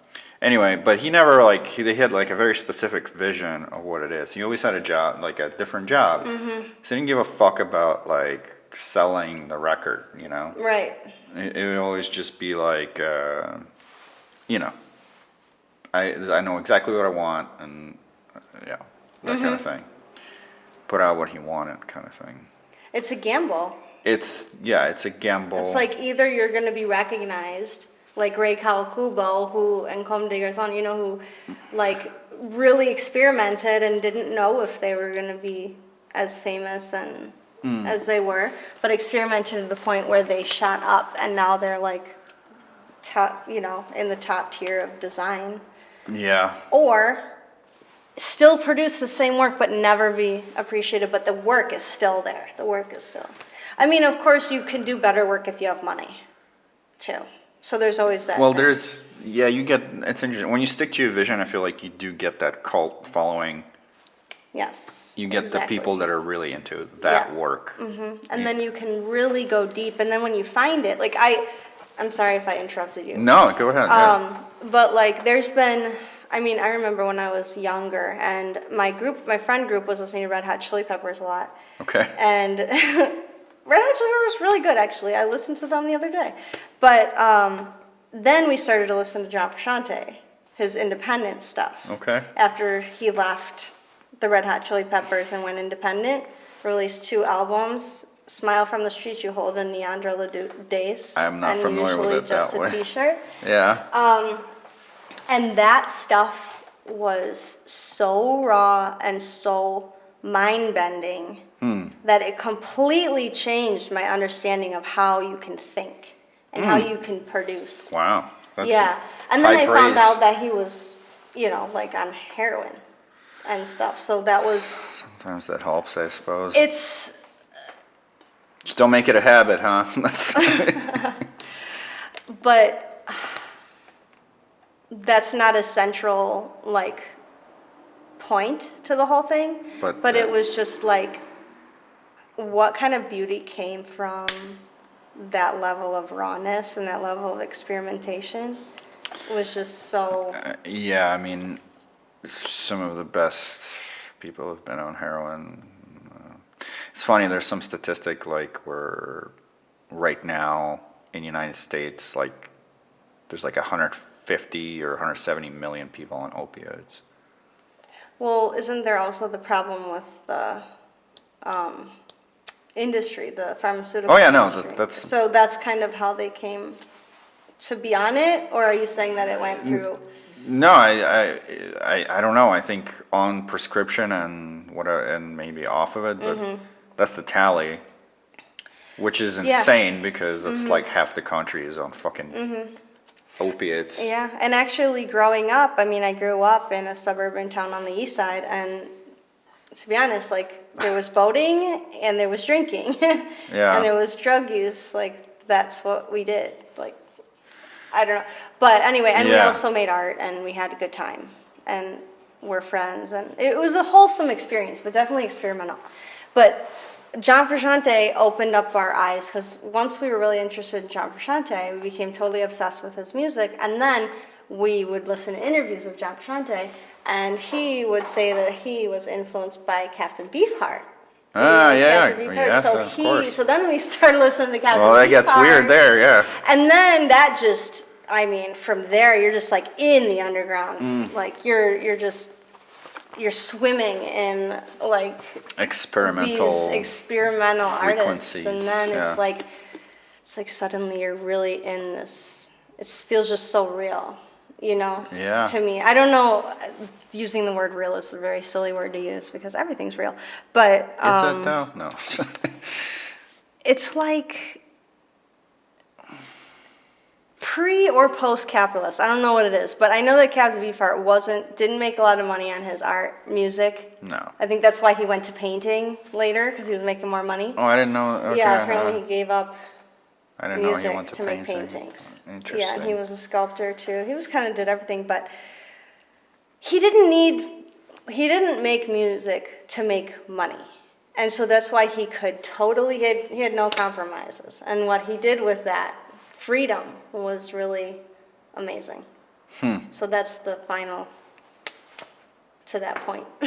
Yeah. Basically, I was coming just right to Captain Beefheart from all that. But there's also so many other people that I found through Captain Beefheart, or even albums that were, you know, not really officially released, that were kind of secretly like leaked that we found, and even those were even weirder by him. So, yeah. Yeah. He stuck to his guns there, you know. Until he gave it up. Well, he Make gave it more up money for painting, being though. painter. But yeah, I guess that's, you know. But I guess at a certain point, you're like, all right, let's make techno. But no, that's funny because that's kind of like the movement in industrial music right now is definitely towards like techno. It's industrial techno, you know. Because eventually you're like, well, how do I rock this party? And it's not going to be through like severe experimental stuff. yeah, I mean, I think also there's a place for things, Sure. you know. It's like there's a space for that somewhere, although it's harder to find, almost, you know.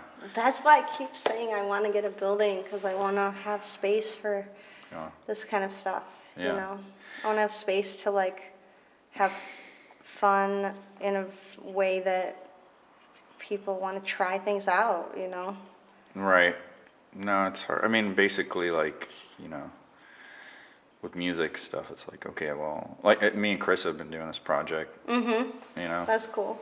it's Mission to the Sun, and it has virtually no beats. There's no beats. Whoa, Yeah. that's really interesting. I mean, there's some actually. toms sometimes, Yeah. some tom type sounds, Huh. or some like rhythmic type sounds, but there's no beat. Wow. So, and that's like That almost sounds like it would be unsettling. it's actually one of the most accessible things we've done, which Huh. is, you know, funny. That, you know, but yeah, it's like You're flying when you listen to it. it's Because like walking is like, or beats, it seems like that's what brings you to the ground, right? yeah, Like, but also like where do you play that, you know, and stuff. You know? where do you play what? Like the beatless music. Yeah, the ambient kind of post-punk goth, whatever it is, Yeah, exactly. Like, I kind of think if I saw Captain Beefheart live before I knew him, like, about his music, like Trout Mask Replica album or something, I'd be like, this guy is crazy, you know? Sure, And yeah. crazy, not necessarily in a bad way, but what am I listening to? But then, can you imagine going to a Captain Beefheart show where everyone I would loves love to have him? gone. Yeah, I'd love to have gone. That would be a whole nother Was there shows like experience. that, though? I mean, I think towards the end, Yeah, for maybe, sure. Yeah. but it'd be funny to see, not towards the end, when, like, people are like, what the fuck was that? Yeah, because he probably opened for like, What the fuck was that? I guess he was really close friends with Frank Zappa, or maybe not friends, but they knew each other, they went to school together or something. That seems like a good pairing. Yeah, so maybe he would like open for Zappa or something. Something, yeah. But I don't know. What period of time was it? 60s, 70s? Something? I think the 60s and 70s. Yeah. Yeah. Yeah, a lot of cool stuff came out at that time. It's funny how, like, you can only start a movement once, or you can start a type of music once. You can't, like right now, and it's been going on, but it's real, like, Dubstep? no, yeah, dubstep, that's right. No, like this real fascination with the 80s, Everything 80s, the sound. And Can you give me an example? like, who's doing that? Yeah. Oh, there's a bunch of bands, like... Like, are you talking about radio music? No, not radio, not radio Okay. music. I'm talking about, like, underground music is always fascinated with the 80s, There's all sorts of fucking genres based on, I really 80s pop, 80s... am not. Yeah. I don't think I know, because I actually haven't really been to that many music shows in a while, Yeah. like underground music shows. But I think it's primarily because of the pandemic. Well, yeah, that'll You stop know? you going. Yeah. Yeah, because I would love to go, Well, but yeah. I don't know. I can't wait till... What, till it goes away? It's I mean, not I was going going to away. say that, but then It's I not going realized that away. it probably isn't really. just- Like, it's this is gonna the be new like- normal. Yeah. Things are changing. Yeah, we're just gonna have this shit, like, we have the stupid vaccines. The stupid vaccine. Well, yeah, you take it or you I have don't. to get my stupid shot. I have to get my stupid booster shot. in, That's like, 2 right, yeah. months. Yeah, you take it or you don't take it, and then you go and do your shit, Yeah. It's basically It over is. now. Once the kids are approved. It's over like the flu is over. Right, it's not, You know, I mean, like like- the HIV is over, right? But it's weird because, okay, so God, how many vaccines do we have to get just to live in this society? Like, so many. Well, dude, as a kid, you get, Polio, measles, mumps, yeah, rubella, tetanus, there's a What bunch. else? There's a bunch. Like, my kids, like, HPV. The Oh. girls get that. that's It's double. good now. Yeah. At least you get that, Yeah, I mean that prevents cancer. Yeah. So, and No, like- HPV, which could evolve into, so. The kids have to get seriously like 20 different things, and then they have to get booster shots. They get one round around, and by the time they're 2, it's done. And then around 4 or 5, they start a next round. And then if you don't have that, they won't accept you into school, like I public know, school. and but that's why, because I don't know who I was talking to, but I was thinking, they were like, "Do you agree with needing the vaccine for school?" And I said, "Actually, I don't know if I agree with it because I kind of am not sure if I agree with like mandatory vaccination at all. Like, I'm not an anti-vaxxer. Yeah. I have the COVID vaccine, and I have a Yeah, lot tell of 'em, other tell 'em. vaccines. Like, all right, but No, it's I'm not sure if I agree with that because that's. well, they're just trying to keep people safe, and that whole thing. Yeah, and then my friend then was like, well, and they gave that kind of justification. I'm like, okay, you know what? You're right. There's a lot of vaccines that you even need just to go to school. And to be part of society, don't you think that you have a little bit of responsibility to keep other people around you? No, this is all, the medical side of it is great. Mm-hmm. The totalitarian dictatorship side of it, not so great. Yeah. And I feel Right. like that's a slippery slope. Mm-hmm. Being from a Exactly. totalitarian regime country This is starting to feel a lot like that. You know? Really? Okay, so I mean, I'm not saying that vaccines are bad. I'm saying that vaccines and stuff like paperwork on you, you know what I mean? Like sounds, you know. yeah. And I think it's not going to be there. It's like, because vaccine status, I mean, all right, let me put my tinfoil hat on here. Like, this could be the beginning of all sorts of metrics that you need to give, which we already do in a way on the phone and social media. You give up your location, you give up, you know. You can also choose not to, but your phone's probably still tracked even if you say you don't want. Yeah, I mean, you can say you don't, but fucking Snowden revealed that they're still gathering that data. You know, Yeah. all of that data is still being gathered, whether you I mean, want. when you type Google in like nearest vegan restaurant, like Sure. they know where you are. And then, you know, that with your digital profile is so vast now, you know.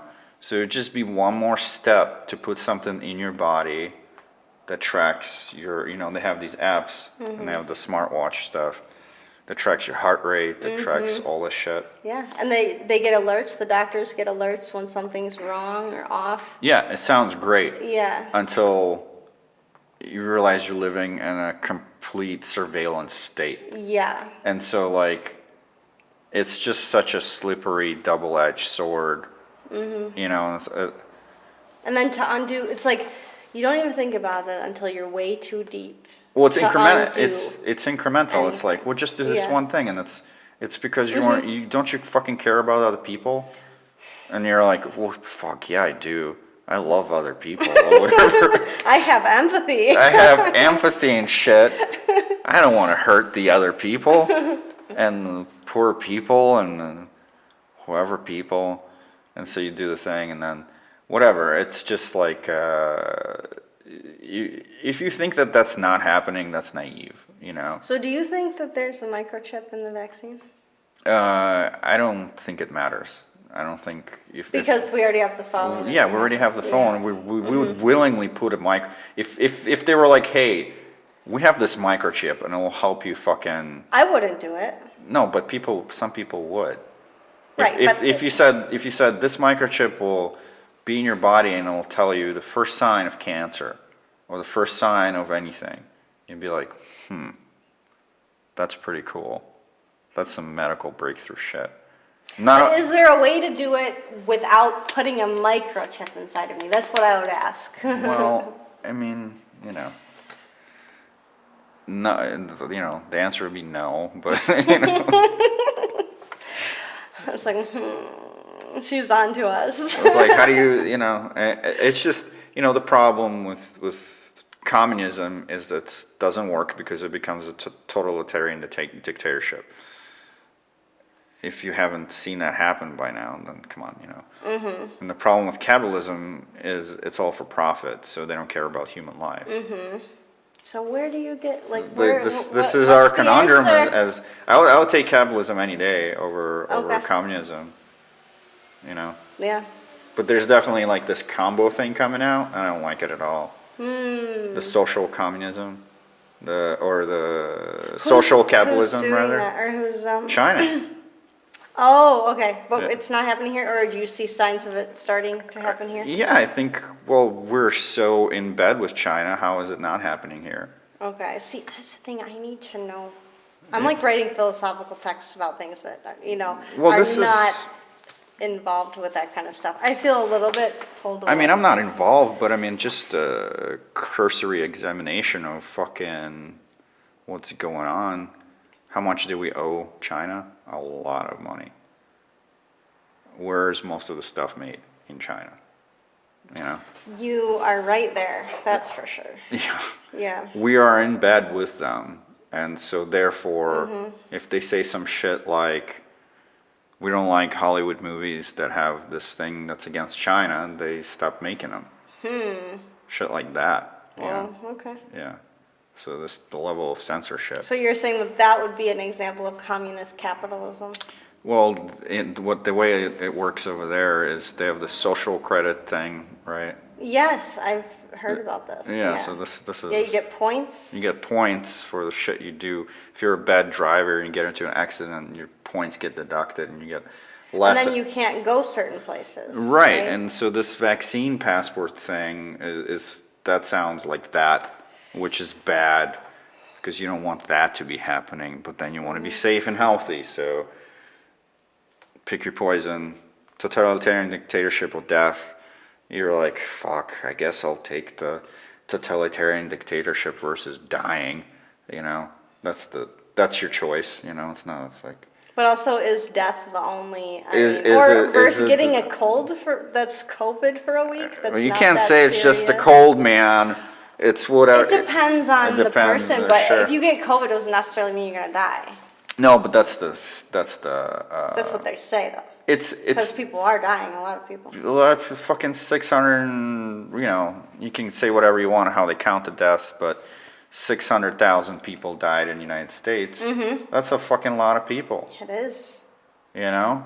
That would possibly still be alive today if COVID never. Yeah, maybe happens. like half of them. I don't know. A lot of them were over like 65, but you know, but a bunch weren't. So I don't know. It's funny. It's the choices you have to make like that. Yeah. No, they're like kind of forced, you know. Mm-hmm. And I just seeing that here in the United States is. It's worrisome, you know. Where I'm from, we have a dictator that's been in power since 1996. He keeps winning the elections. He said, yeah, because they're like, well, you got to have elections. He's like, we had election, I won. What happened to the other guy? Oh, he got poisoned somehow or whatever, you know what I mean? I don't know what happened to him. Yeah. No, people love me, you know? Yeah. Yeah. That's crazy, right? Yeah. And here we have this like thing where it's like, well, we elect people every 4 years for the presidency and every 2 years for Congress, whatever it is, right? You know, brush up on my. Yeah, I think. I mean, we have I feel like we just did one. So. We did one. We did one. That was a big. That was both, wasn't it? It was. Yes. Election and Congress. Yeah, there was election in Congress, Yeah. and we have other. Sorry, people, my ignorance here, but yeah, I believe we had an election. That was a big mess or whatever, but at least we had one. A lot of debates, a lot of double counting of the ballots. Something happened, but honestly, I think whatever. Now we got Biden. Not a good guy. Not a good guy, that Biden. Was Trump a good guy? No, but this guy isn't good. No, he was not I was not excited when I saw that he joined the Democratic side because I was like, God damn it. Dude, there's so many more capable, like, younger people. Yeah. Can we get somebody? Buttigieg, he would have. Can we get somebody I don't know. under 70 in there? Can we get somebody under 65 in there? Right. Please. Please give us a chance. I think I'm looking forward to like 2028. They're totally blocking all of our opportunities to just. Yeah, I know. Even Bernie, if Make people are like, any "Oh, Bernie," I'm like, dude, that guy is also 70 fucking. But he has a young mind. I know. He was a people's, you know, whatever. But still. I mean, he was always pretty radical, even when he's. I liked Bernie, but Yeah. he didn't have a chance, man. Not against Biden, that's for sure. No, not against. Yeah, he would have been like, oh, let's just give everybody free money, and then people are like, fuck that. I mean, people are saying that Biden's even giving people too much money. Yeah, I guess. I mean, just give people money. Who cares? But we are in the middle of a pandemic. Yeah. And a lot of European countries have been supporting their Yeah, I think citizens. Germany and was- They didn't, a lot of them didn't have to work for a little while, and it helped control the pandemic and everything, because. They were a lot stricter about the pandemic. The way we handled the pandemic was. Well, it makes sense if you're giving people money. Yeah. Then you're like, okay, I'm giving you money, so you don't have to work. So you really cannot leave, or you have to be very strict. You have to follow Well, these they rules. had to get like in Germany, if you had to go get groceries, you had to go get a test, you know, and then Whoa. and then you go get groceries kind of thing. But they also gave you like $2,000 a month, you know. So you're like, oh, fuck it, I'll take the fucking test, you know. Yeah. You know. I mean, were they rapid tests or? Yeah, like, well, I don't know. Yeah, I think so. Yeah. Okay. Now you can buy the shits at CVS, the rapid Really? test. Yeah. Not in Detroit, but you know. New York? No, New York. Where yeah, you can get New to York. the store for free. We can get the public And public library. transportation? Yeah, public library card and then get JSTOR. That's so fucking funny. It's fucked up. And why are we not in New York? Why are we in Detroit? New York is a shithole. That's dirty. Sorry, New York, but I love it there for like a week, and then I'm like, Yeah. peace. Why do you love Detroit? I love Detroit because I always said it was like a boot camp for the future, you know? And I feel like now you're really starting to see that. It's funny because I actually have a similar, I never put it that gracefully, but I do think the same, you know? Yeah, it's always been like, this is what happens when society breaks down, and it's fascinating to see. And when capitalism abandons the people. Or Yeah, when like yeah. industry, That happens. the industry that is feeding the mouths of almost everybody, just like bails. Yeah, I mean, and it happened on such a scale here. Yeah. There was And in so many ways. so many I mean, ways. Just The Detroit city's took a hit. corrupt as hell. Yeah. You know, where all the money goes, nobody can even fucking. It's like, oh, we were gonna fix this, but it's still broken. Well, we gave you money for that. Yeah, that was cool. And it's like, where did it go? What I love a lot about Detroit is the space. Like even driving here, I was driving from downtown to down Michigan Avenue. Yeah. It just like opens up and it's just, there's just Yeah, that's so great. And so much space. and so much of it too, because you have these pockets of this kind of thing that we have. Like fucking like Gary, Indiana, or something. You ever driven Right. through that? I probably have. There's I've like definitely been on Midwestern Sometimes, road trips. sometimes you like Google Maps guide you. You know, you go into Chicago or you go in somewhere. Yep. And they'll be like, oh, just get off the thing here and take Gary, Indiana, main road through the shit. And you're like, okay, you're not even paying attention. And all of a sudden, it's like abandoned building after abandoned building, falling down facades. But wasn't that from an industry that? Yeah, it was, abandoned the and it's very similar. But Yeah. but the thing is, it's you know, a few blocks. It's Here not it's just 140 square miles. You know, that's the thing about Detroit. Richmond used to be like that too. Richmond, Virginia. Virginia? Flint's like that? Pontiac's like that? Well, yeah. I mean, this is, I mean, we we got got it going three on. sisters over here. We got it going on in Michigan. That's, Yeah, but we have all the fresh water you can want. in Ice the bottle. Mountain. In Ice Mountain. Proudly sourced in Michigan. It does say that. Sanctuary Spring, Rodney.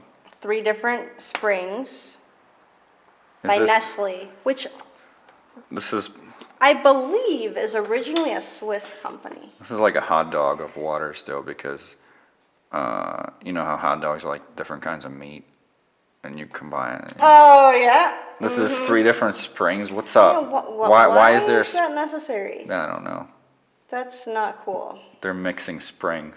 You know, when you get that Evian thing, and they're like, or whatever the fancy water, smart waters, you know, like this went through volcanic ash, whatever, in Nepal or whatever, and they, Wow, you're taking money from Nepal? or whatever it is from. Like, please. yeah. Pretty great. Well, Ashley, Yeah, that was a nice conversation. I think yeah, it was awesome. And if you want to learn more about Runner Magazine, Yes. the Pimp it. website is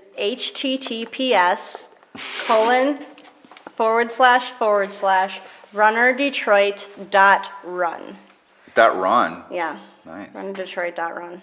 Wanted to be a little different. Hell yeah. Yeah. So it's ever evolving.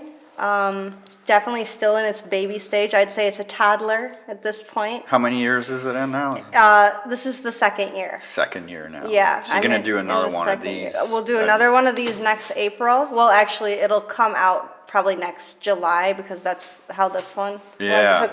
So we finalized the first whole year, April to April, which is literally like the first week of shutdown that this was launched from the pandemic. Oh, nice. Well, that's a good project for Yeah, that. Yeah, it was perfect because I was planning it before the pandemic. I didn't even Yeah. know the pandemic was going to happen. Well, hey, Yeah, and then I was like, maybe I should wait until Lucky you. after. You know, I Pandemic. was like, maybe I should wait till after the pandemic. Uh-huh. And then my friend Jamal from South Africa was like, you don't know when that pandemic is going to be done. You have to start now. I know, because back then they were like, oh, it's going to be over in May. And you're like, okay. Yeah. It's only going to be 6 weeks, man. So anyway, April to April, then I designed it for 3 months, then I had it printed in July. So that same thing we'll do for the second year. And I just really want to refine my vision and like work with more people as well. Hell yeah. So, yep. Thanks everyone. Thank you for watching. All right. Cool. Nestle, sponsor us.